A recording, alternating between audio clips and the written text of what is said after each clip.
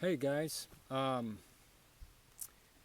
we were talking this morning about what are these videos really about? I mean, is it about van life or is it about where we've been and what we're doing? I guess it's both because it's mainly for family to keep up with us, and it's kind of a journal of this 2 month expedition that we're going on. So this is day 17. We're up about as far north as we're going to go, probably a good 15 miles northeast of Jasper, Alberta. And so we took that beautiful road, the Ice Fields Parkway yesterday from Banff. It was just beautiful. And what we're going to do, we're just going to catch you up a little bit, and then later we'll talk more about maybe what we did in Banff and what we saw, and Gemma can throw some videos, some pictures in there. So we've been in Canada for 7 days, and we just wanted to talk a little bit about what it's like living out of a van. 17th day, we still look relatively clean and smile, happy. And we're at a campground now. It's only the third time we've spent any money for lodging. We had to outside of Yellowstone because there was no camping there, so we had to get out of Yellowstone to get camping. A couple days ago, we stayed in, what was it, last night? We stayed in an overflow parking for $10. Night before last. Night before last. But being up here at Jasper Park, you just can't boondock. You can't park anywhere you want. So I didn't want to risk the first come first served campground. So we went ahead and reserved this campground, Pocahontas Campground, for a couple of nights. But still, you got running water, bathrooms, and it didn't break the bank. So okay, Anna, take it away. So we spent 5 nights in Canmore, Alberta. And I'll tell you, it is a beautiful city. It can be a vacation destination, honestly.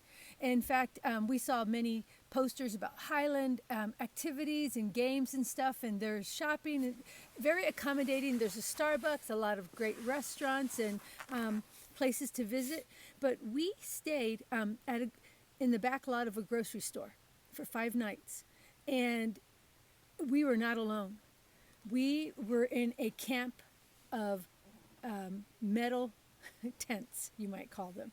There were van lifers. There was a school bus, guys, and it was one of those mini school buses, but it was there, and it was there about every night we were there.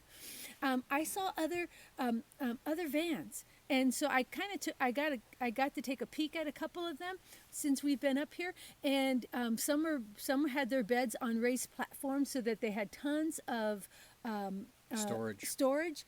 But when it came down to it, Joel and I were talking, ours may not have that storage, and we may have to shift back and forth, but ours is more homey, and I love that because this has become our home for 2 months. And I'll tell you, it is very comfortable.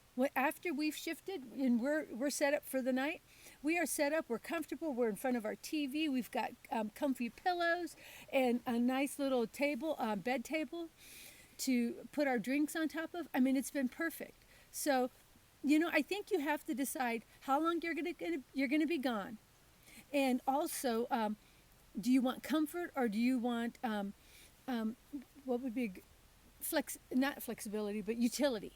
Practicability, okay. Yeah. Practicality. So it's been good. We love our van life. This has been amazing. But it's been tough. Two things you must have, to make it easier, both of which I sort of lack, is organization and patience. So maybe Anna can tell you more about my lack of patience, but setting up at night sometimes when you're tired and things are all over and you're trying to get a space. But once all that's done and you've got your barrier up here, you kick back, you watch a movie, it's very, very relaxing. One thing I told you in the last video was I got in trouble with the popo a little bit. In Canmore. Well, what we did, we were in that parking lot behind that grocery store, and back behind that, between the paved parking lot and the railroad tracks, Mom, I'm living on the other side of the tracks now, there's a big dirt parking area. And they were parking back there, and the sign said no parking 7 to 9. I pull up one evening, and I'm like, dude, because the front part, the paved part, was taken up. So back behind that's this big open space. I thought, man, people parking back here, RVs back here. That 7 to 9 must be no longer in vogue. So we parked, went to bed. Well, tell them the 7 to 9 didn't have AM or PM. Or PM, yeah. So I thought, well, they're here. So we get up the next morning. It's a little before 8. I climb up in the driver's seat, and there's an officer out front with what looked like a clipboard, and he's scrutinizing my van and writing. And, I figured he's probably not taking notes on the next minivan that he'd like to buy for his family. So I said, Anna, get my shoes. She said, you got your shoes. I said, no, the ones that go on easy. So she threw me my slip-on, my Sanooks, threw them on, went out of the van, got out of the van in an apologetic demeanor, and walked up to the officer. Hello, sir.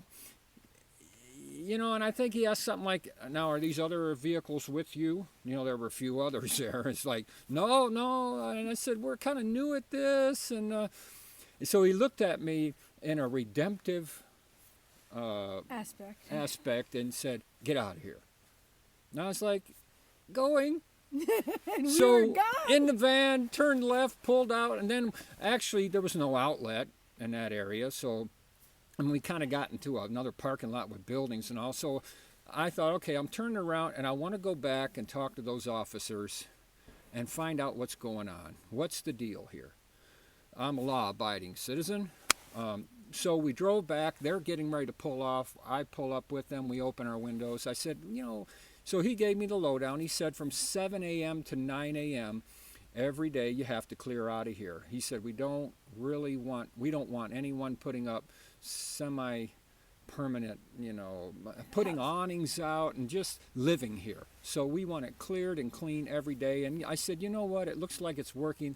I appreciate it. I think I told him, I appreciate Canmore allowing this. He said, well, it's not the best answer right now, but it's what we're doing. And so I just want to say about Canmore, I'm not advertising for van lifers to hang out in Canmore when they come to Banff, but I will say if anybody in the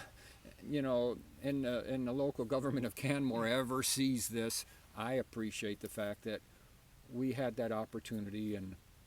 And there's more I want to say about van lifing, because guys, after getting into that little talk with the officer, it kind of made me think, whoa, what are we doing here? We're good people. We're not, but it started making me just think about people who maybe have to live out of vans and live out of their cars, or the homeless. And Anna and I are washing dishes in public restrooms. We're brushing our teeth in Starbucks bathrooms, and we're trying to keep hygiene and do things. And it just made me, and I'll talk more about that later. We need to end up for this video, but it just made me think about people who live like that, and always, and sometimes without an option. And then we're driven by, oh man, I need a big home and lots of money, and I need to be respectful. No. We're believers in Jesus, and I was struggling with this and thinking about this, and I walked out of Starbucks one morning and I remembered what Jesus said, that the Son of Man had nowhere to lay his head. So our value comes not in where we live, what we own. It comes in the loving Creator who made us, who loves us and made us with great value. No matter if you're driving a Mercedes or pushing a shopping cart. Because after we leave this world, we're going to park the Mercedes right next to the shopping cart. We're taking none of it with us. So we have loved this time. It's been trying a little bit, but we love it. We're headed probably tomorrow. We're going to start heading west out to Vancouver, eventually down into the desert of Utah. We're still going. And love that those of you who are watching, and I'm getting the elbow in the ribs. It's time to say goodbye. Say goodbye, dear. Bye, guys. Love you.